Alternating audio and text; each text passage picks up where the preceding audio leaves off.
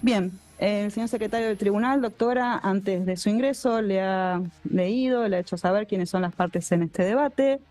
Sin perjuicio de su condición de víctima, le pregunto si tiene con ellas alguna relación de amistad, enemistad, es deudora, acreedora o alguna situación que le impida decir la verdad. No, ninguna.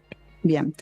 Su testimonio ha sido requerido por varias partes de este debate. Va a empezar haciéndoles preguntas los abogados de la querella, el doctor Ubeira y el doctor Aldazábal. No sé si tienen algún orden. Adelante.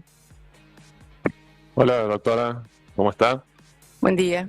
Buen día. Bueno, primero, como sabe, usted está declarando en calidad de víctima, con lo cual cualquier cosa que necesite nos lo puede pedir tanto a nosotros como al tribunal. Es importante que este sea un espacio también de contención.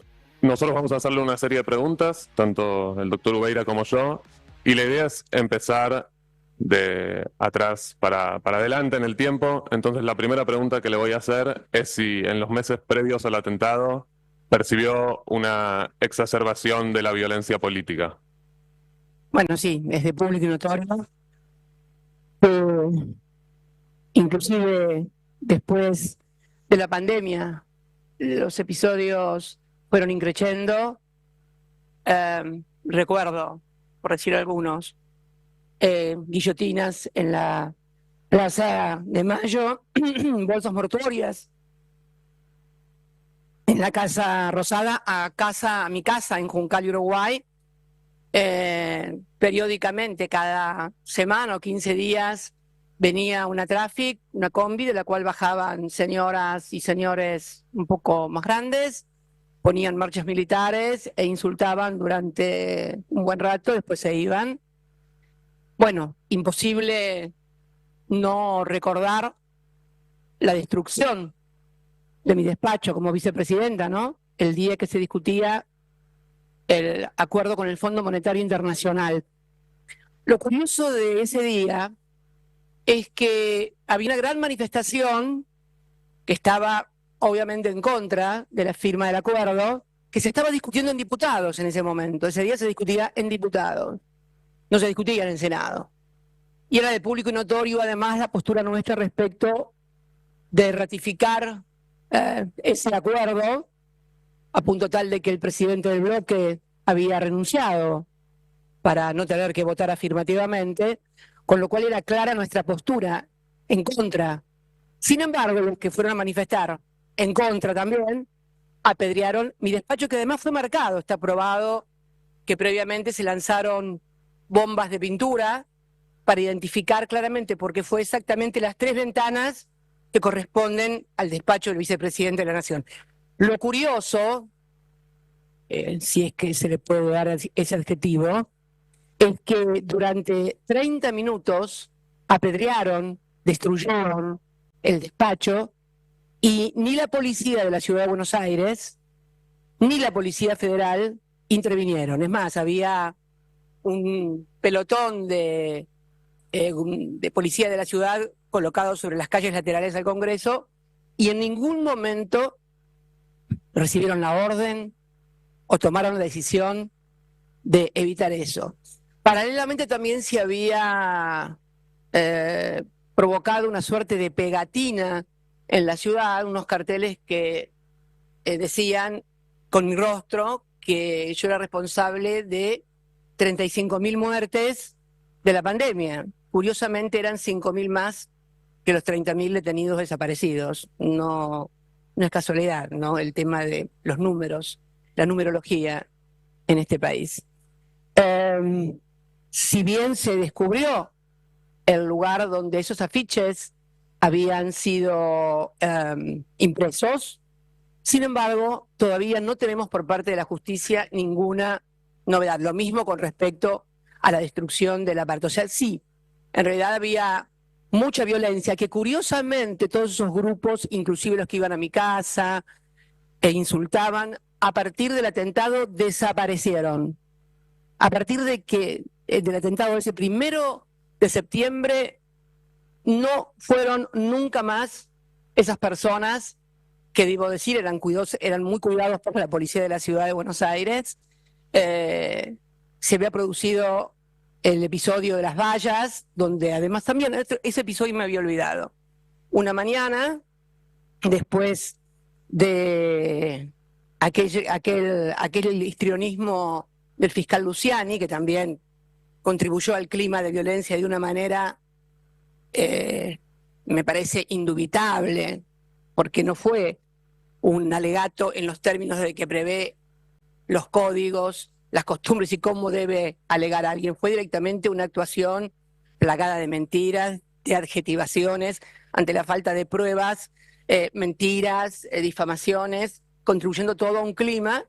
Me acuerdo que eso fue entre el 22 de agosto y del 1 de agosto hasta el 22 de agosto, que fue esa diatriba, ni siquiera puede llamarse alegato, la diatriba del 1 al 22 de agosto. Había sido una diatriba parecida a la que me tocó presenciar en esta misma sala, creo que era, entre el 21 de mayo del 2019 y el 24 de junio de ese mismo año. Un mes de esa diatriba no se acuerda nadie, porque claro, había sido preparada pensando que yo iba a ser la candidata a presidenta de la República Argentina y que me iban a tener sentada ahí acusándome de corrupción, no a mí, al peronismo además, y por lo tanto cuando desbaraté ese escenario, nadie se acuerda del Luciani del 19, que fue exactamente igual al Luciani que sí tuvo prime time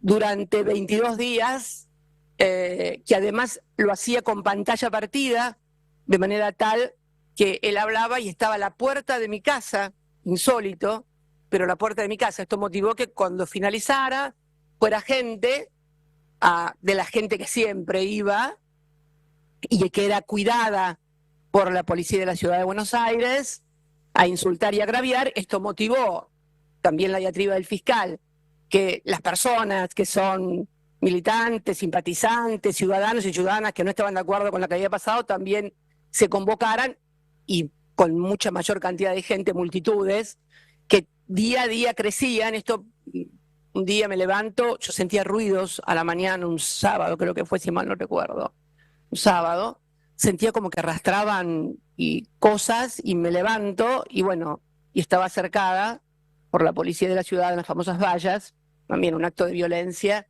que sucedió. Sí, claro, ese era el clima que se vivía antes del atentado, con mucha gente, además que después fue a apoyar, pero que bueno, finalmente concluyó con el intento fallido, con el tiro que no salió.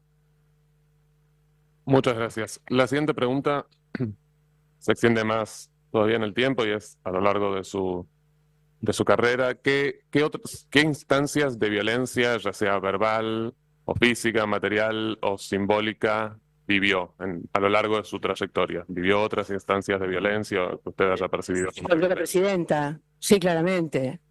Cuando era presidenta, durante los 2 periodos, violencia simbólica, no tan simbólica. Mira, traje algunas cosas porque es bueno recordar, mucha gente se olvida de las cosas, pero algunas tapas nada más, no todas porque sería largo. Desde cuestiones que tenían que ver con mi condición de mujer, porque obviamente nadie puede sentirse mal de que lo critiquen cuando hace política, son las reglas de juego, y además hacia la democracia que un gobernante, a quien no comparte lo que está haciendo, alguien pueda criticarlo. Pero tapas como esta, por ejemplo, el goce de Cristina, poco tiene que ver con mi condición de presidenta o de política, sino fundamentalmente de mujer. Vía Crucis, acá crucificada, salvo que quieran decir, bueno, la quisimos comparar con Cristo, no me suena. Si quieren tomar esa argumentación, por favor, olvídenla. Y también el negocio de pegarle a Cristina, hasta con un ojo negro, miren qué contexto actual, hasta con un ojo negro me sacaron y una curita. El negocio, crisis del despoder K, el negocio de pegarle a Cristina. Tiene actualidad también, ¿no? Como verán, todo siempre se repite. Hasta llegar, por ejemplo, esto en la crisis que tuvimos con las patronales rurales en el 2008, el principal caricaturista, un gran caricaturista argentino de Clarín, me caricaturizó con un ojo negro. Un ojo negro. 2008. Me acuerdo que tuve una crítica por eso, porque es curioso, pero en ese momento, todos saben que yo no soy feminista, ¿no? Pero las feministas ninguna creyó que me estaban agrediendo por mi condición de mujer. Nunca nadie dijo nada sobre esto. Era la primera presidenta electa mujer. Sigo siendo la única mujer electa presidenta. Sufría estas agresiones en mi condición de mujer, sin embargo, y no es que reclame nada, simplemente marcar. Me acuerdo que cuando sucedió esa caricatura de Clarín, y esto es extensivo también al periodismo, ninguna de las mujeres periodistas que, si bien no comparten nuestra mirada política, dicen que yo me quiero hacer la víctima. No es una cuestión de querer hacerse la víctima. Son datos duros y objetivos. Y me acuerdo que en aquella oportunidad, cuando se produjo esa caricatura, yo tuve una crítica muy fuerte, y hasta periodistas que podemos decir que tienen nuestra misma mirada política, lo defendieron a Sabat, que la deconstrucción del machismo en la Argentina y la misoginia no es una cuestión menor, se los puedo asegurar. Por lo tanto, sí, siempre estoy absolutamente, a ningún hombre presidente que lo subo, y con algunas cosas más para decirles, lo caricaturizaron de esta manera, o nunca, jamás, nunca escuché decirle a un presidente tratado de machista o misógino, cuando en realidad muchos lo han sido, y lo son. Sin embargo, nunca he visto eso. Y reitero, por historia, por edad, bueno, no soy feminista, pero sí, fue una violencia simbólica, no tan simbólica, porque claro, cuando a la presidenta la ponen con un ojo negro, bueno, a algunos cuantos por ahí les gustaría pegarle, no pueden pegarle por una cuestión de que es la presidenta, pero sí, mucha violencia, siempre. Bueno, en algún sentido algo ya sugirió, pero la siguiente pregunta es, ¿a qué atribuye esa violencia y si piensa que esa violencia tuvo que ver también con sus posicionamientos políticos? Sí, pero claro, mujeres que hacen política hay muchas. Ahora, mujeres que toman la decisión de recuperar YPF, mujeres que toman la decisión de recuperar la administración de los recursos de los trabajadores, mujeres que toman la decisión de crear una asignación universal por hijo, una política universal para disminuir la pobreza y disminuirla.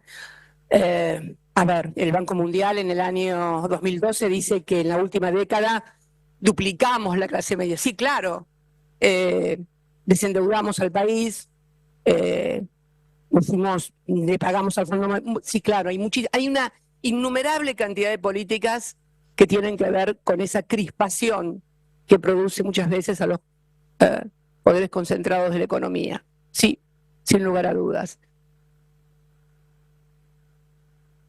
¿Qué tal, doctora? Buen día. Buen día.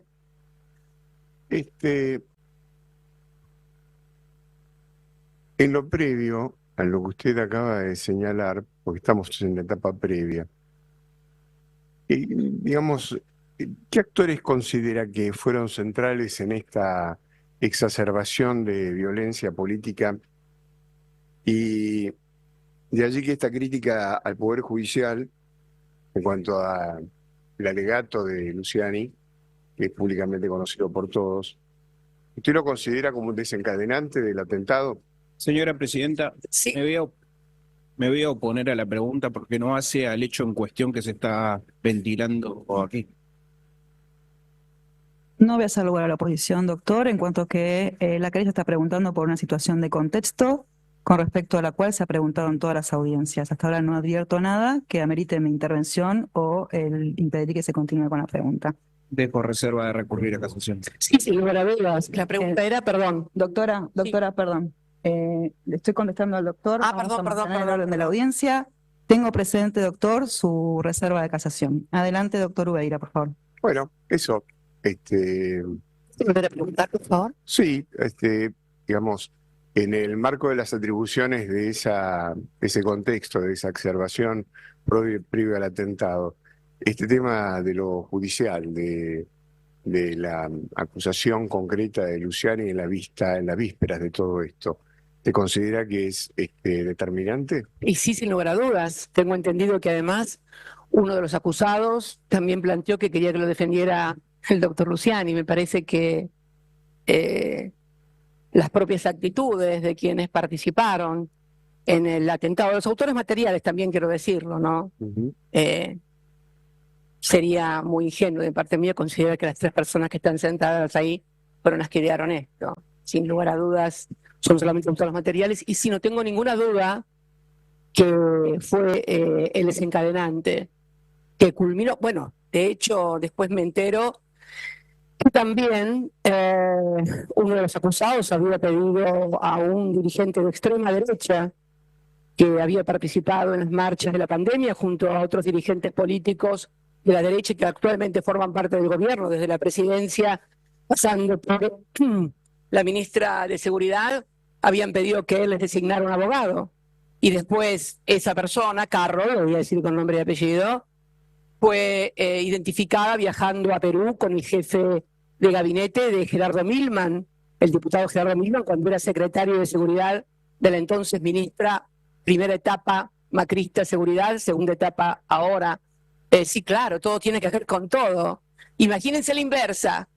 Imagínense que el atentado hubiera sido contra Mauricio Macri o contra algún sector de la derecha y resulta que aparece un diputado de la Cámpora diciendo lo vamos a matar, aparece un dirigente que estaba manifestando con él, luego también pidiendo los acusados que sean sus abogados, pero solamente en la hipérbole argentina, como digo yo, puede suceder lo que está sucediendo, que cuando entra mi persona a un rol de acusada o de víctima, se le queman a todos los códigos penales, todos los códigos de procedimiento y hasta la Constitución.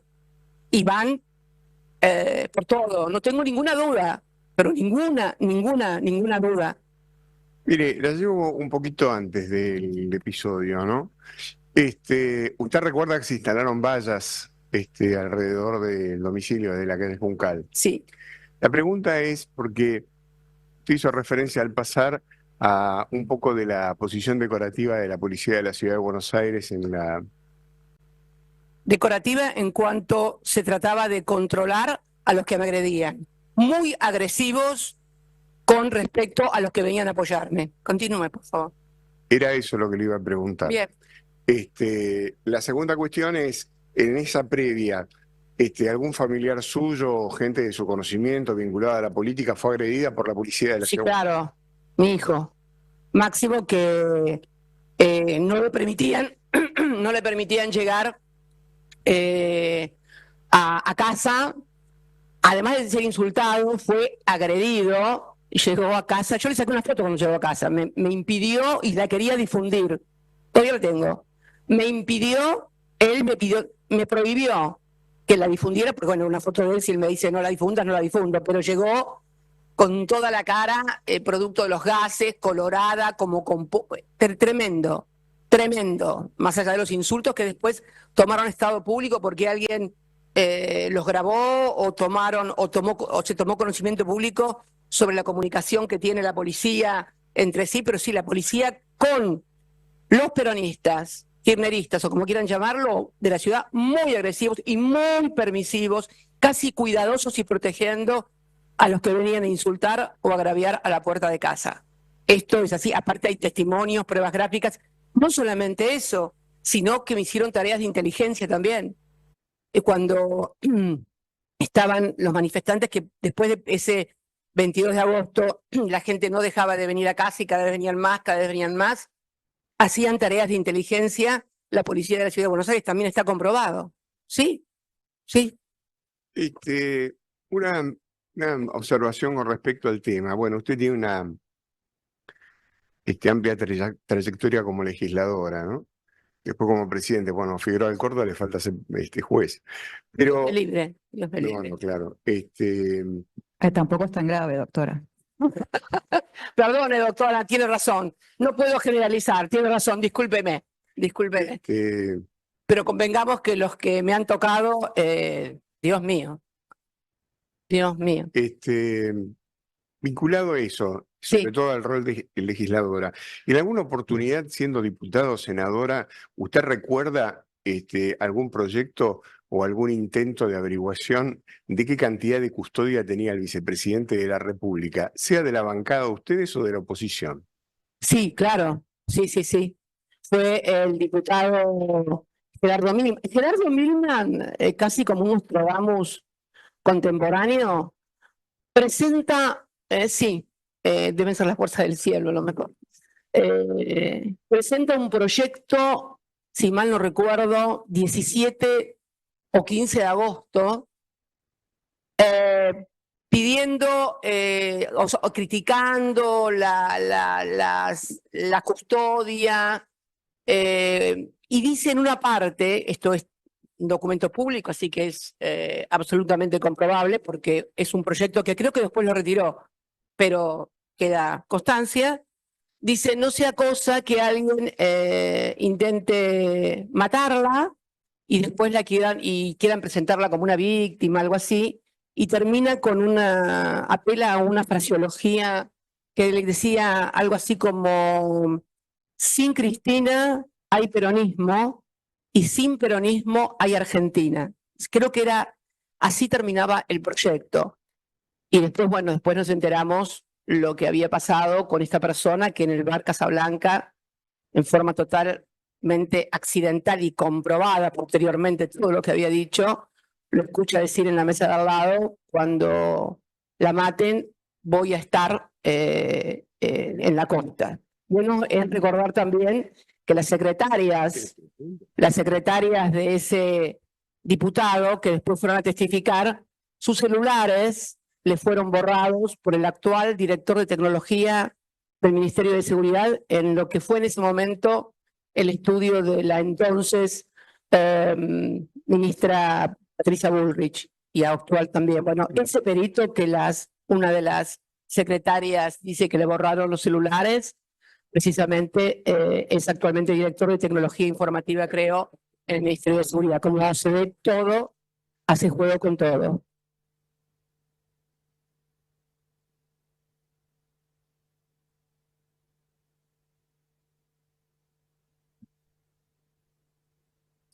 Aprovecho la pausa para pedirle a la gente de arriba, acá se escucha todo potenciado. Les pido por favor silencio en el momento de acomodar a la gente porque no sabemos qué está pasando cuando hay ruidos y entorpece mucho la escucha.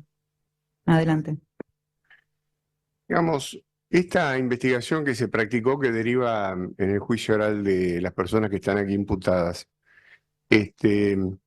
¿a usted le generó algún grado de satisfacción la forma que fue llevada la investigación? ¿Se siente contenida como víctima o tiene alguna crítica para formular públicamente? Bueno, se refiere a la instrucción de la doctora Capuchetti, fundamentalmente. Ni me acuerdo quién era el fiscal que estuvieron en casa. El doctor Rívolo. Bien. No, un desastre total y absoluto. Únicamente con los autores materiales, nunca intentar en general el poder, porque no es solamente la doctora Capuchetti, sino sería muy injusto que solamente puede haber un mal juez de instrucción, puede haber un mal juez de primera instancia. El problema es cuando ese juez es ratificado en las cosas que hace mal por las instancias superiores. Es ahí donde el poder está cuestionado, más allá de las excepciones que las hay en todas partes y que no se puede generalizar. Pero lo cierto es que la unificación que se quiso hacer de la causa de Revolución Federal con la causa de atentado fue rechazada pese a que se la pedía el magistrado que la llevaba en instrucción, fue rechazada por la doctora Capuchetti y la decisión de la doctora Capuchetti fue ratificada por la Cámara Penal, con lo cual no es solamente la doctora Capuchetti, es el Partido Judicial, sí, vamos a decirlo, porque creo que este es el principal, y creo que es uno de los principales problemas también que hoy tiene la sociedad en cuanto a a un poder que claramente nadie, absolutamente nadie, ve que cumpla el rol que tiene que cumplir, que es el de administrar justicia en forma imparcial. Eso es lo que pasó. Y de hecho, estamos frente a los autores materiales nada más. Siempre el hilo se corta por lo más delgado, ¿no? Así es. Dígame, la última pregunta que le quiero hacer yo, no sé acá mi colega, pero la última que le hago yo. ¿Usted cuándo tomó conciencia concretamente que le habían querido matar? Cuando subí, porque ese día llegamos, más o menos, habremos llegado a 9 menos 10 aproximadamente del Senado, y bueno, como cada vez había más gente, bajo y empiezo a recorrer para saludar, gente que me llevaba libros para que le firmara y demás, y en un momento dado es como que un libro, me revolean un libro, cosa que me llama la atención porque en general la gente siempre me acerca el libro, se ve que tuvo algún problema, y yo me agacho a recogerlo. Lo agarro y se lo devuelvo. Y ahí veo como un tumulto sobre la vereda sobre Juncal, sobre la vereda de Juncal, en la esquina. Pero como había habido el día anterior un problema con un chico de Rappi que se había peleado con la custodia, no sé qué había pasado, pensé que era un tumulto de alguno que dijo algo. Se pelearon, discutieron, qué sé yo. No le presté atención, a punto tal que seguí, esa que me querían llevar y llevar para adentro, yo seguí la recorrida porque había gente que venía, inclusive, me acuerdo ese día antes de entrar, que venía de Mendoza para que le firmara el libro.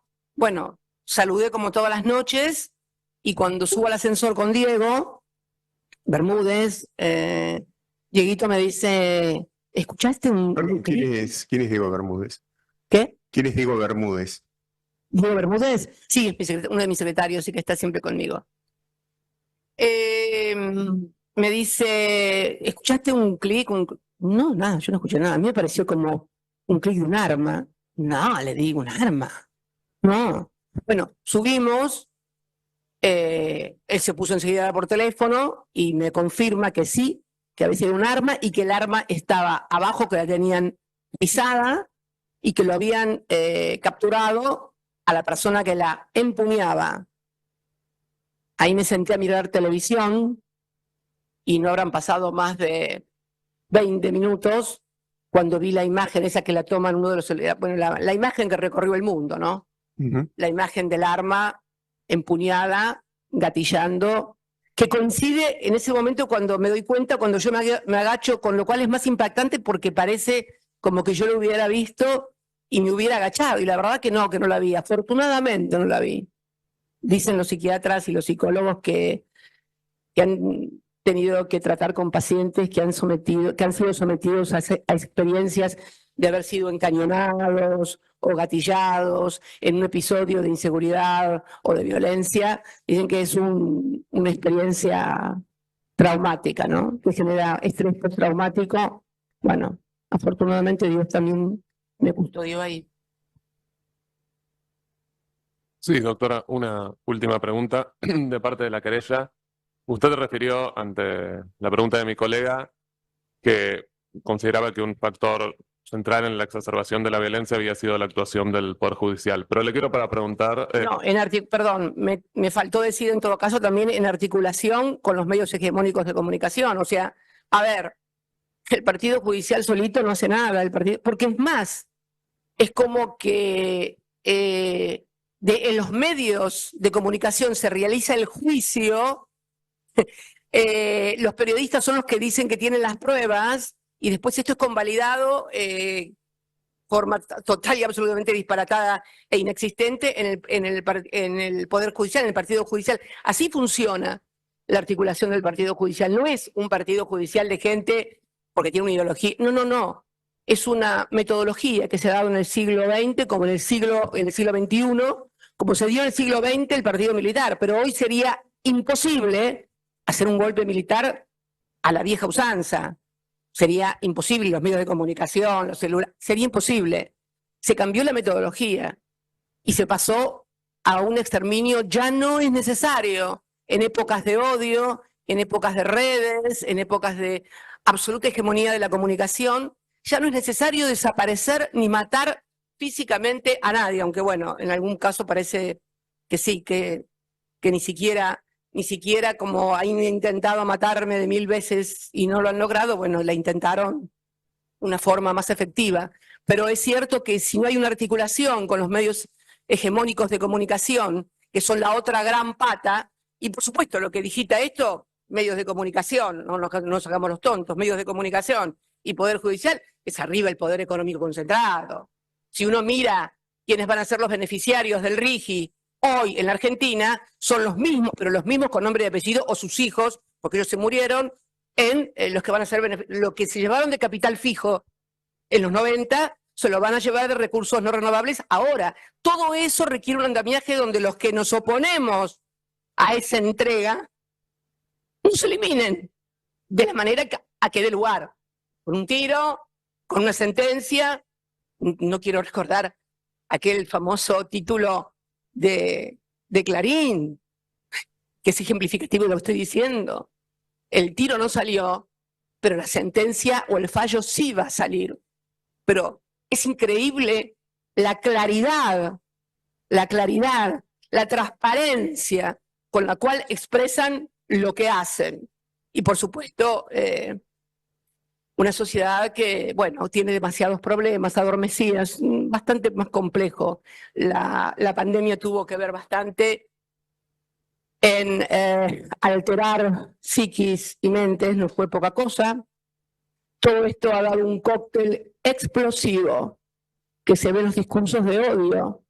Cuando uno escucha hablar de dirigentes que dicen representar al argentino, que han sido votados para representar la Argentina, diciendo las cosas que dicen en medios, evidentemente algo no funciona, ¿no? Porque en definitiva los dirigentes, más allá de que quieran criticar a la política, los dirigentes se parecen a las sociedades de la cual emergen, ¿no? Esto de creer que los dirigentes bajan de platos voladores y que tenemos una sociedad maravillosa, divina, solidaria, comprensiva y da malos dirigentes. Me permito dudar de estas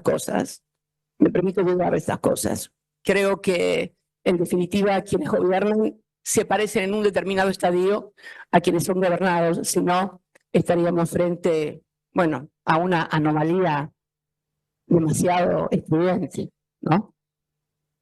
Sí, bueno, se anticipó a mi pregunta porque era justamente que otros grupos, además del Poder Judicial, consideraba que habían sido centrales en la exacerbación de esta violencia política. ¿La contesté? Sí, entiendo que la contestó, obviamente, si quiere agregar. Ser nombres y apellidos. No. Era por eso digo que se anticipó a mi pregunta. Pero, entonces, desde esta querella creo que no tenemos más preguntas por el momento. Muchas gracias, señora presidenta. Muy bien, ¿qué? Doctora Baigún. Buen día, doctora Kirchner. Yo soy Gabriela Baigún, la fiscal general ante... ¿Se escucha? Sí, yo la escucho perfectamente, quédese tranquila. La doctora no me escuchaba, por eso. Presento, está acá conmigo, todos colaboradores de mi fiscalía, de mi confianza, algunos de ellos designados fiscales militares, las mujeres, personal de la UFEM, acompañada por su titular, Mariela Lavaceta, para que sepa quiénes somos nosotros.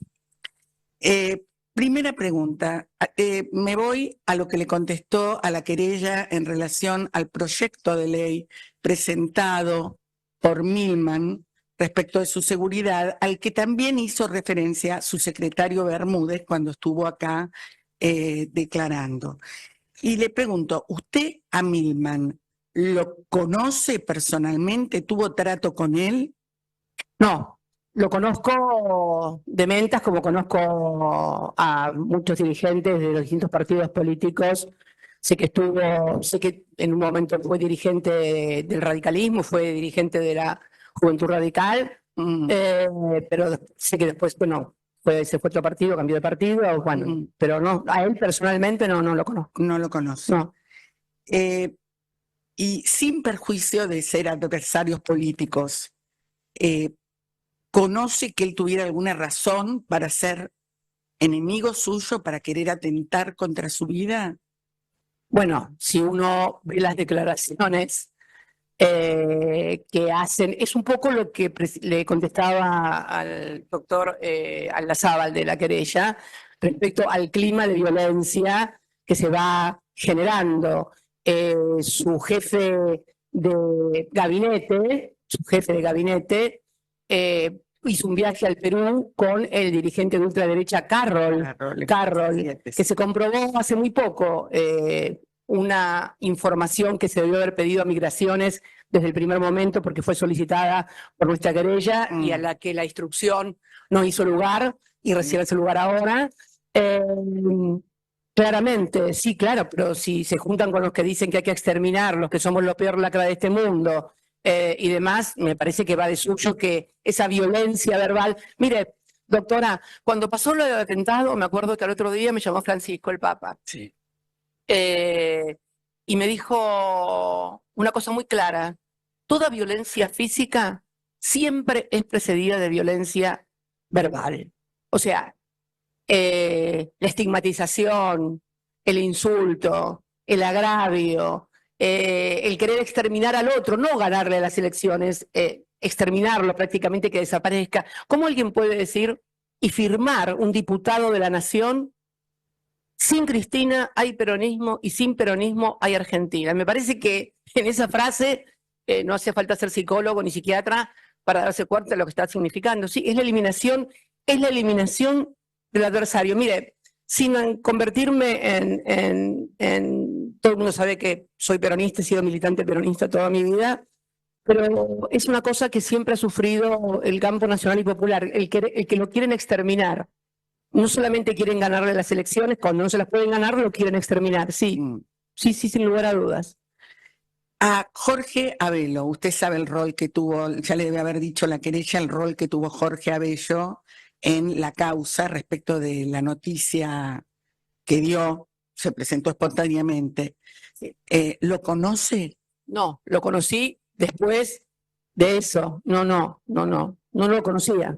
No, para Quiere nada. decir que él, cuando escuchó eso, en ningún momento le fue a contar, No. fue directamente. No, pero además creo que están los registros en los teléfonos de cuándo fue que le dijo al diputado Marcos Clery, del cual era asesor. En la misma pantalla es imposible modificar fechas. No, desde ya. Yo respeto de usted. No, yo me entero después, y la verdad que me causó muchísima impresión porque no imaginaba por ese lado. Pero realmente fue muy fuerte. Y después, después se comienzan a atar todos los hilos, los que atamos nosotros, el Poder Judicial, y que es lo que estoy describiendo yo, ¿no? Porque él dice el día que fue y efectivamente están las cámaras que registran la presencia del diputado con las 2 secretarias, el día. Es imposible construir esa escena si realmente no ocurrió. O sea, ¿recuerda a su vecina, la señora Tesano Pintos?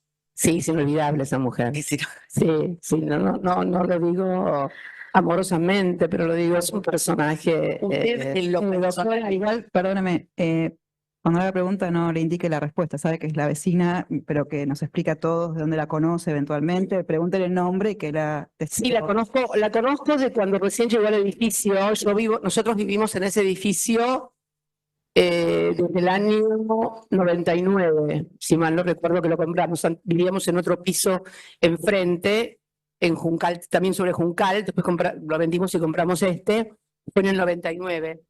Y ella creo que llegó con su familia después se separó y bueno, después tiene problemas con todo el consorcio, es una persona que además... ¿Tuvo entrecruces o algún tipo de problema con usted mientras usted vivía aquí? No, jamás. Es más, le voy a contar una anécdota que sirve para pintar un poco y para despojarlos de todo tipo de encono personal. Ni bien llegó, reformó todo el departamento con su entonces marido, el cual después se separó, y quería, como es el último piso, en el 6º, quería utilizar parte de la terraza para hacer una pileta y hubo un lío bárbaro con el consorcio que no se lo querían dejar construir, bueno, y me vino a pedir a mí si le podía apoyar para que lo construyeran. Y yo le dije, sí, dale, ¿qué me importa? Construir la pileta, dale. No, nada que ver, nada que ver.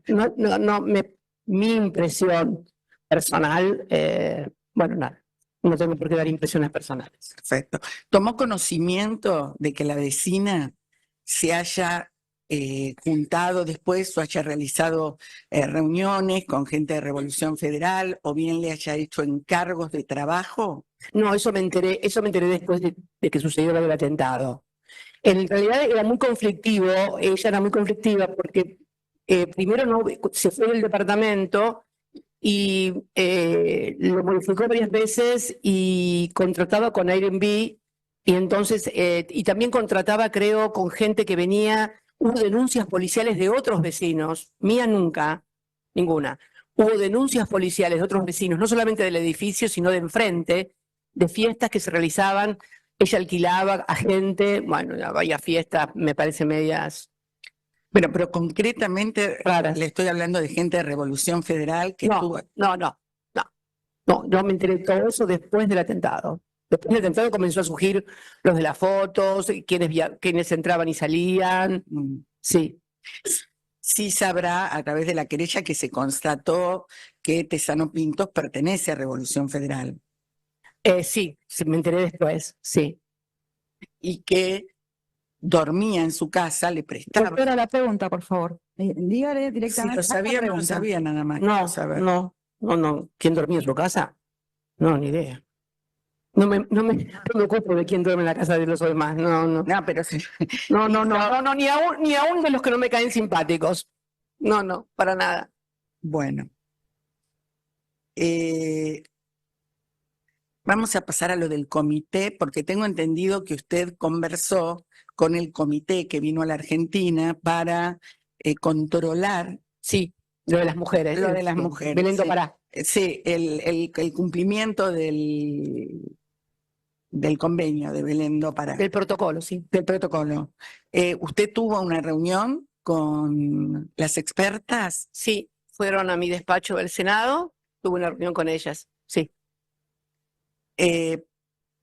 ¿Hace falta que le muestre el informe sobre la visita y sobre las conclusiones de las expertas que por otro lado fue presentado en Secretaría, ya iniciado el juicio? ¿Hace falta que se le muestre? No, para nada. No. Lo conoce, perfecto.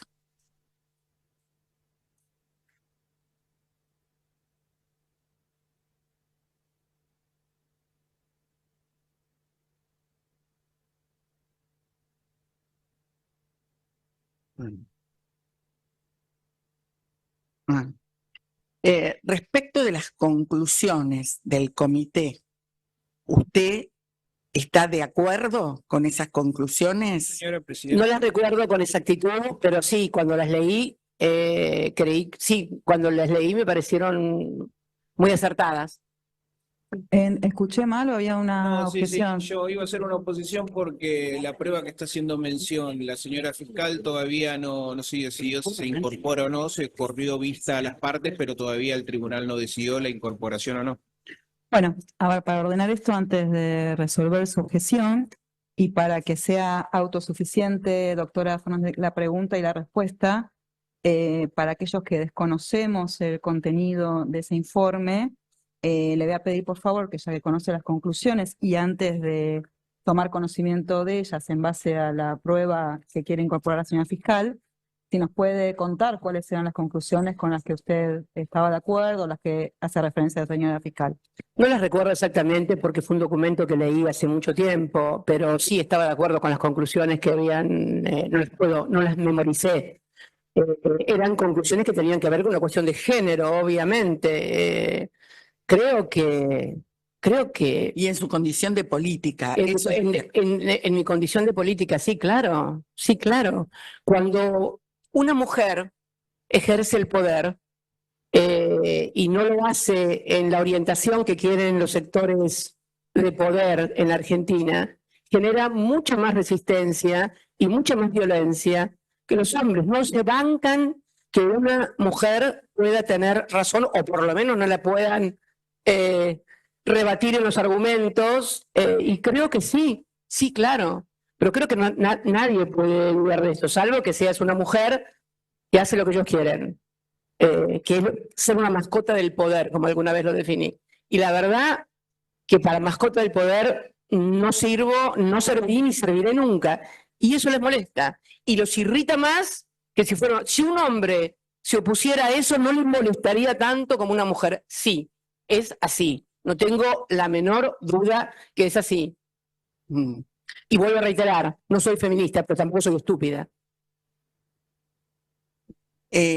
Doctora, todo lo que usted relató sobre los ataques, ya sea usted en persona o en su entorno, ¿nunca le hicieron sentir miedo de sufrir un atentado como el que sufrió ahora y que es objeto de juicio?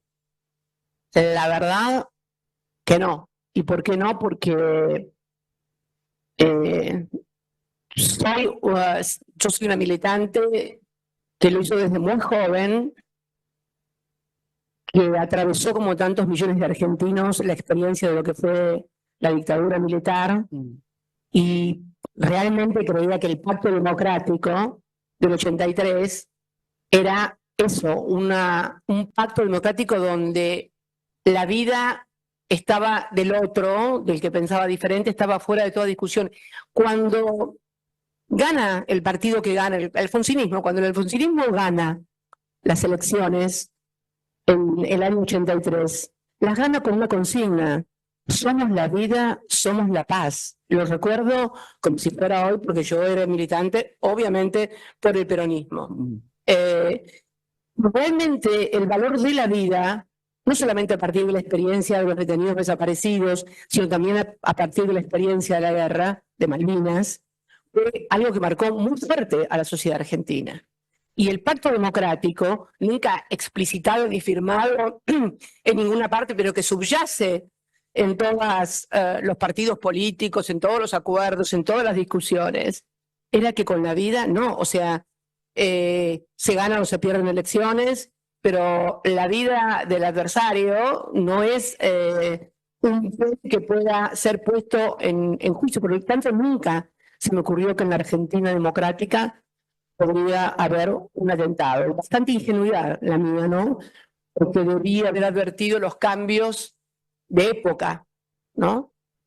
Hubo cambios también de época, fundamentalmente a partir de la irrupción de los discursos del odio, de las teorías de la conspiración, que se dan en todo el mundo, no solamente aquí en Argentina, del impacto de las redes, o sea, un cúmulo de factores que aparecen con posterioridad al surgimiento de la democracia y que son una característica fundamentalmente del siglo XXI. En ese sentido, creo que sigo siendo una militante de la modernidad, ¿no? Y no una militante de la posmodernidad. Me faltó tal vez, y allí sí fue ingenua, en descifrar, en decodificar lo que se estaba viviendo y lo que se está viviendo también, ¿no? Discursos de odio, gente que además se exacerban porque a partir de los medios de comunicación, lo dije en una conferencia que di en México, son personas muy grises, que solamente existen a partir de los posteos en las redes y de que los repliquen y de los cuantos likes le ponen, pero si les sacan el celular y les cierran la red, no existen y nadie se va a acordar de ellos. Son seres absolutamente intrascendentes. Y cuanto más intrascendentes son, más violentos se ponen porque a partir de la violencia creen que pueden ser protagonistas. Esta es mi interpretación. Bueno, esto no lo vi yo, debí haberlo visto. Lo estamos viendo además, ¿no? No, se lo pregunto porque usted, al igual que el doctor Néstor Kirchner, cuando saludaban en público o salían al público, tenían más bien una actitud muy de poco cuidado, de dejarse tocar, de tocar a la gente. Por eso fue siempre lo que me pregunté respecto del tema de su seguridad. Es más, le digo más, me molestaba cuando la gente de la custodia quería, se metía en el medio. Me acuerdo en esos días, había un chico nuevo, me parece, que se me metía en medio, o sea, que entre la gente que estaba ahí, que se ponía en el medio cumpliendo su función y su rol. Era nuevo, cumpliendo su rol y su función. Y yo me enojé y le dije, correte, porque no podía firmar ni podía tocar a la gente que venía a verme, ¿no? O sea, dar una mano, tocar en el rostro, proximidad, ¿no? Que eso es lo que más me parece que me quitaron un poco, ¿no? Esa proximidad que uno tenía con toda la gente sin pensar que te podían pegar un tiro, ¿no? Te afecta, sí, claro, sí, claro. La última pregunta que le quiero hacer, no,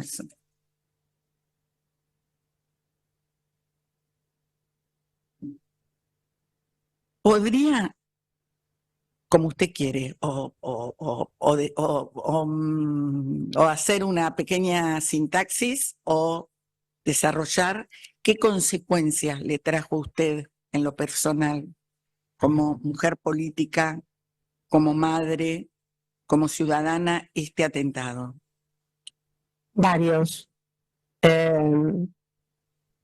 La primera, el cuidado. Primero, me fui de mi casa y me fui a la casa que vivía mi hija, un barrio un poco más amigable, Recoleta. Había algunos que me querían, pero la mayoría no me querían, ni me quiere. Bah, es natural, es natural, es natural. Se imagina que en algún momento llegaron a pintar viva el cáncer, así que imagínense lo que pueden ser. No, no, no. Eso no me preocupa, es lo mínimo. Sí, esto de los cuidados que hay que tener y que antes no los tenía, producto de esto, la seguridad. Y también el temor de mis hijos, por mis hijos, ¿no? Mi hija y por mi hijo también. ¿Cómo fue afectada a la familia? Sí, claro que fue afectada a la familia. Le cuento algo que pasó esa misma noche, que yo me enteré después de un tiempo que me contó Máximo. Cuando pasó lo del padre, yo lo llamé por teléfono a él, yo estaba en Calafate con el padre y él estaba en Gallegos, y yo lo llamé para que viniera rápido porque su papá se había enfermado de vuelta. No le dije que se había muerto. Le dije que viniera rápido. Y cuando bajó en el aeropuerto de Calafate, uno de los empleados del aeropuerto le dijo, yo lo quería mucho a tu viejo. Ahí se enteró que su padre había muerto. Y cuando pasó el episodio de mi atentado, él estaba con un amigo en Parque Leloir, con el que suele comer los jueves, y lo llamaron también para decirle que había habido un problema, y él pensó desde que salió de Parque Leloir hasta que llegó a Juncal, que le habían mentido y lo habían matado, y le había quedado reflejado lo del padre. Bueno, los temores de mi hija, mi nieta, Elenita, también con tratamiento porque tenía miedo de salir de su cuarto, o sea, había que acompañarla cuando salía de su cuarto hasta el cuarto de juegos o hasta la cocina o hasta el living, porque tenía miedo. Obviamente le dimos tratamiento con un psicólogo de niños y tenía miedo a que la mataran. Sí, claro, una familia que sufre eso no tiene consecuencias, sí, claro.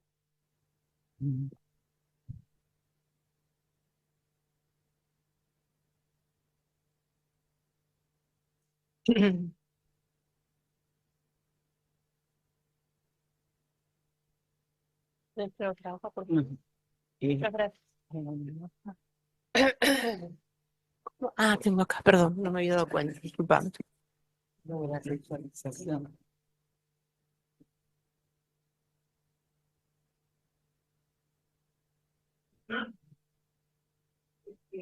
Voy a utilizar un caso que actualmente es mediático, como ninguno, que es la denuncia de Fabiola Yáñez, donde se hace, no voy a hablar ni le voy a pedir que hable, pero se hace referencia a la revictimización que pueden sufrir algunas víctimas frente a hechos.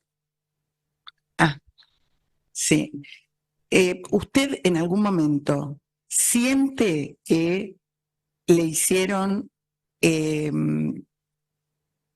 sentir que usted a través del atentado lograba revictimizarse?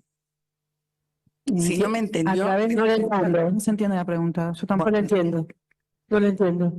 ¿Cómo es la Si pregunta? escuchó que alguien o algún medio, algún... Ah, sí, que me quiero hacer la víctima por el atentado. Ah, claro, pero es parte del, es lo que dije al principio, la hipérbole argentina respecto de mi persona. Sí, claro, o sea, es increíble. Lo leí el otro día, lo escuché varias veces, cuando dicen, no, ahora se quiere hacer la víctima. Sí, claro, es increíble. Que me quiero hacer la víctima porque sufrí un atentado contra mi vida. Yo no, bueno, pero es parte de la hipérbole, ¿no? Es algo patológico, ya que hay en muchos y en muchas, porque ojo, que la misoginia o el machismo no solamente anida en los hombres. Conozco compañeras de género que, bueno, que también tienen una profunda misoginia o machismo, no sé cómo llamarlo, pero bueno, pero sí, sí, claro. Igual, doctora, me parece, si me permite por ahí una mayor precisión, creo que usted le respondió a la doctora Baigún en función de el tratamiento o que se dio de los comentarios.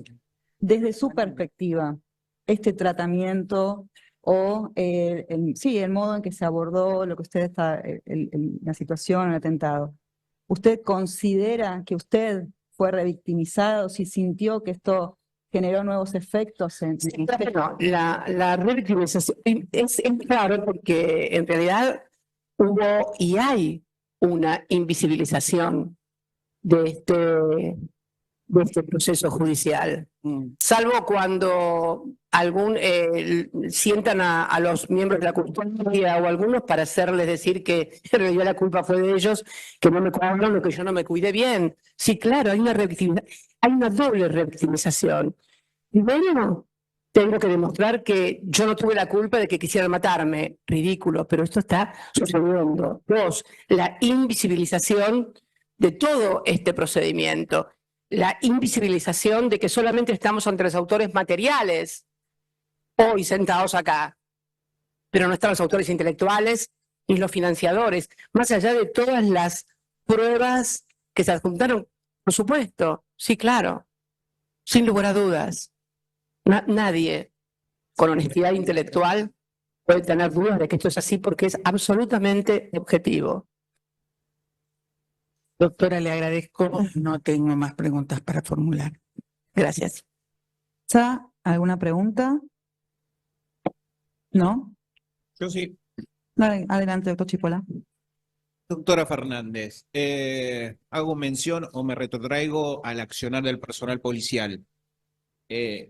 ¿Los custodias que estaban en ese momento del atentado son los mismos que posee ahora? Ay, no me acuerdo. La custodia, yo no manejo la custodia, estoy tomando de lista cuando los veo.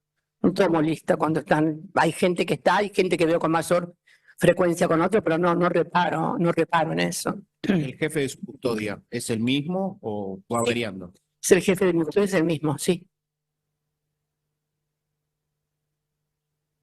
¿Cómo considera usted que actuaron conforme a la situación o lo que sucedió en el atentado?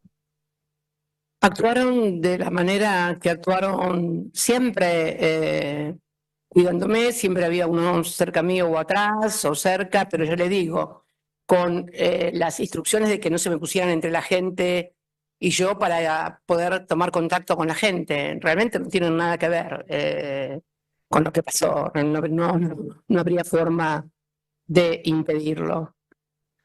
Respecto, no sé si se enteró a través de su querella o o si sigue el juicio, de la decisión del personal policial de borrar los videos de una de las personas que había filmado este episodio. No, sí, doctor, el personal policial en todo caso no decidió borrar los videos, la decisión fue otra. Sea preciso en lo que se derivó de esta audiencia, por favor. Bueno, respecto al que personal policial le solicitó a una de las testigos borrar un video en el cual se veía, bueno, la imagen que se está ventilando aquí, ¿no es cierto? Perdón, voy a ponerme en la pregunta del defensor porque no tiene ninguna vinculación con el hecho del que la doctora fue víctima. No le voy a hacer lugar, doctora, a la oposición. Es un tema que se abordó en este debate y entiendo que la testigo está en condiciones de responder. Adelante, doctora. No es lo que leí en los medios de comunicación. Además, después el resultado es que el video está. Última pregunta. ¿Cuál es la función de su secretario respecto a la seguridad? Ninguna. Ninguna. La seguridad la cubre la Policía Federal. Soy expresidenta de la Nación. La cubre la Policía Federal como todos los expresidentes. ¿Él mismo no da órdenes ni absolutamente infiere en nada? ¿No? ¿Órdenes a la policía? Las órdenes a la policía se las da la policía. Es una cuestión jerárquica. Me parece que la fuerza es una jerarquía y recibe órdenes.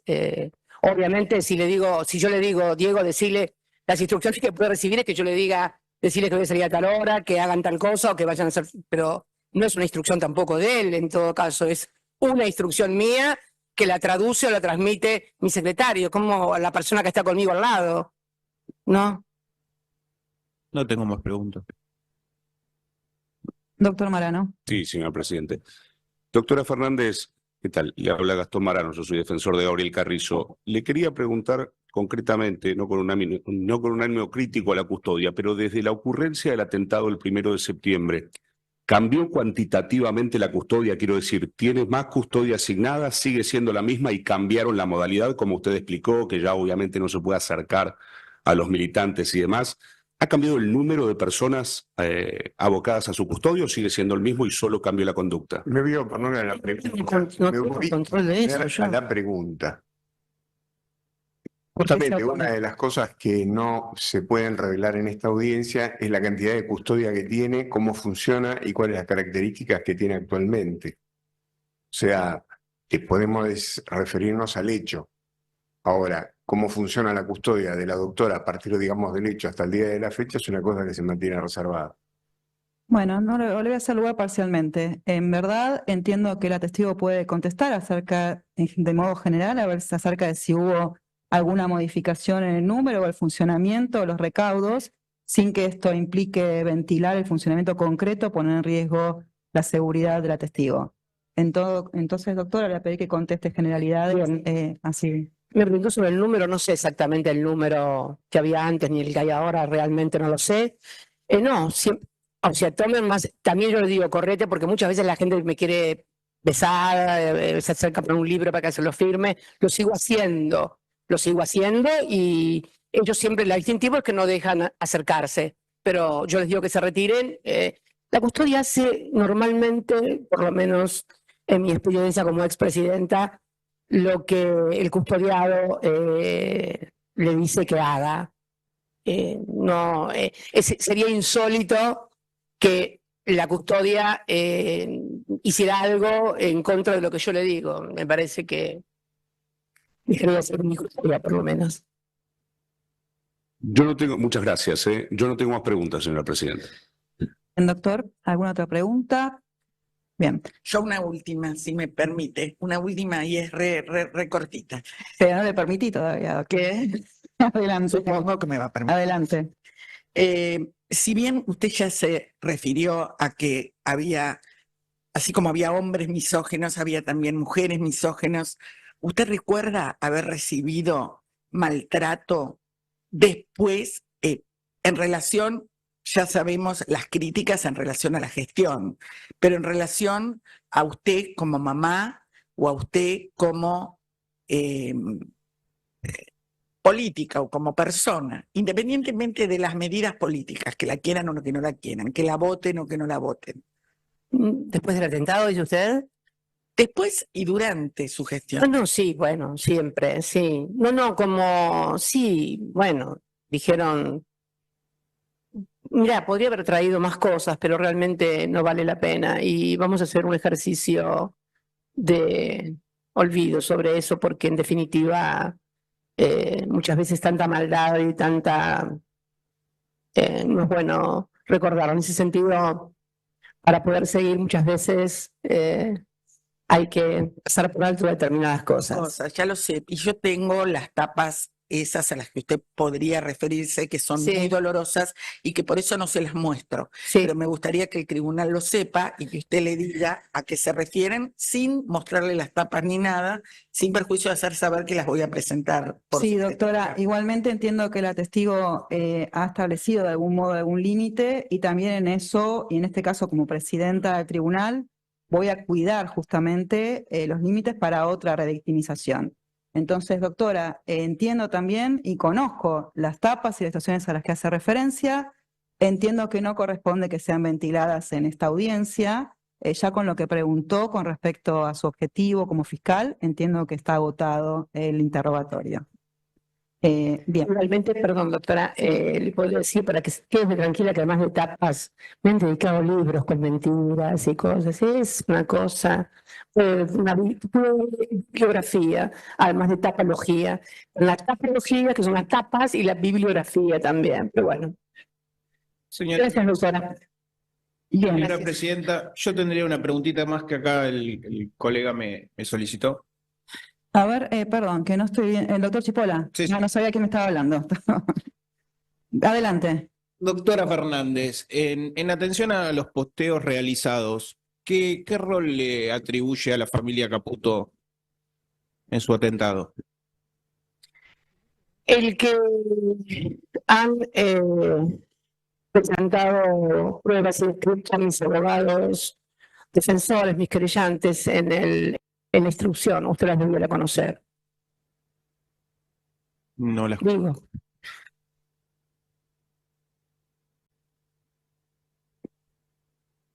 No tengo más preguntas. Muy bien. Yo le voy a pedir, sí, doctor. Una adelante. pregunta más y no molesto más. No le voy a creer, pero bueno, adelante. Es sorprendido que la que en ese momento era jefa de la oposición no hubiera, hasta el día de hoy que estoy hablando, repudiado el atentado. ¿Conociéndola? ¿Cómo la conozco desde que era muy joven? No, de ella no me sorprende nada. Bueno, era eso, ¿no? Bien. Doctora, yo le pedí algunas aclaraciones. Usted habló en un momento de que le revolearon el libro. ¿Qué significa? ¿Cómo en el momento de los hechos que se haya revoleado para No, es como que se me cayó, es como que el libro, en lugar de entregarme el libro en la mano, como hacen todos, de repente vi un libro que se caía, que después me explicaron que aparentemente es que el hecho de que cuando el señor que empuñaba el arma hace esto, le tira el libro. Pero cuando yo estoy parada ahí, a mí me llega como que alguien me tira el libro. En realidad, después me entero, con el paso del tiempo, que en realidad no lo tira, que estaba con el libro tomado y cuando el señor empuña el arma para dispararme, le hace tirar el libro. Y por eso hay simultaneidad tan perfecta entre el tiro fallido y la caída del libro. Casi parece una sincronización fílmica. Bien. Otra pregunta de las cosas. Usted en algún momento hizo referencia a las situaciones o a lo que se informó con psiquiatras y con especialistas sobre situaciones traumáticas. Sí. Nos contó que agradeció no haber visto la situación y no haber visto el arma. Y le dio precisiones a la señora fiscal en cuanto a cómo se modificó su vida, digamos, con posterioridad. Mi pregunta es, cuando usted vio los videos y vio la situación, ¿qué le pasó? ¿Qué sintió? ¿Qué pasó por su cabeza? ¿Cómo lo vivenció esto? Y si no fue una situación traumática. Bueno, a lo mejor fue un trauma y todavía no me di cuenta, pero trato de no ver esa imagen. Es una imagen que muchas veces se repite en los medios de comunicación, que es la empuñadura del arma Pero es difícil. Sí, claro, tiene que tener algún impacto, ¿no? Seguramente. No me psicoanalizo, nunca lo hice. Tal vez debería hacerlo y para poder contestarle la pregunta. Pero, pero sí, calculo que no es una experiencia recomendable para nadie, realmente. Pero bueno, lo tomo como resultado viendo lo que se ha hecho en este país, viendo los dirigentes políticos que le han hecho las cosas que le han hecho a este país en materia de endeudamiento, de empobrecimiento, de hacer daño, de endeudar al país, el Fondo Monetario, y caminan por la vida como si nada, y a mí me haya pasado esto, y tal vez, no sé, tal vez siempre digo que Dios y la Virgen no permitieron que saliera el tiro, y después los militantes no permitieron que volviera a montar el arma, cargarla y dispararme. Pero bueno, Dios sabe por qué hace las cosas. Eso sí, soy muy creyente.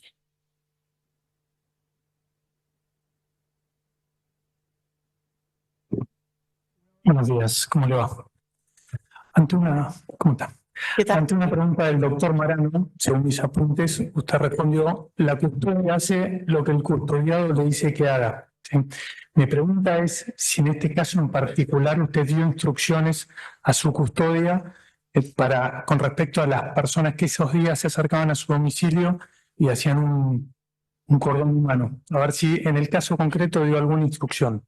No. Lo que pasa es que hay una práctica de la militancia desde tiempos desde siempre, que además está, y bueno, y la verdad que fueron los militantes los que realmente impidieron lo que pasó. Pero eso fue siempre así. Fue inclusive la primera vez que vine a declarar acá como Pi, no como víctima, sino como acusada, donde la seguridad la hizo militantes. Sí. No es común, no es un episodio que se produjo ahí entre el 22 de agosto y el 1 de septiembre.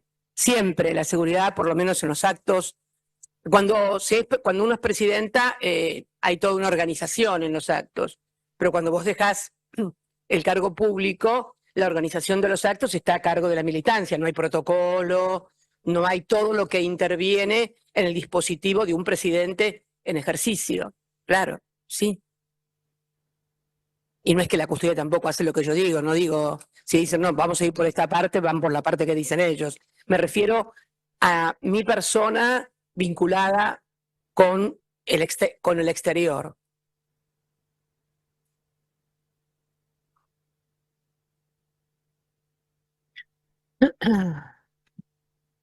Bueno, para finalizar entonces, no sé, doctora, si quiere, ya ha dicho muchas cosas sobre los hechos, sobre lo que ha ocurrido en esta circunstancia, si quiere decir algo para finalizar, si le quiere decir algo a los imputados, si le quiere decir algo, agregar algo a lo que ya ha dicho. No, simplemente reiterar una vez más que este juicio es un juicio que es a los autores materiales del hecho, faltan los autores intelectuales, faltan los financiadores, y creo que, bueno, que el Poder Judicial, en este caso lo que yo considero el Partido Judicial, protegió y sigue protegiendo a quienes tuvieron que ver en este atentado. Tenemos sentados acá a los 3 autores materiales, pero no a los ideólogos, no a los financiadores, y creo que esto, más que un reclamo mío, debería ser una deuda que tiene que saldar, no conmigo,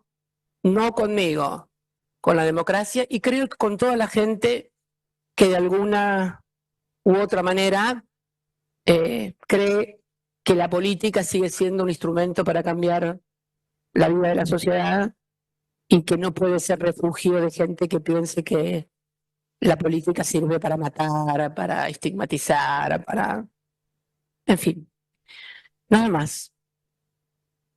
Bueno, entonces su testimonio ha concluido, le agradecemos su presencia y bueno, ya puede continuar con su jornada. Gracias, muchas gracias. De nada.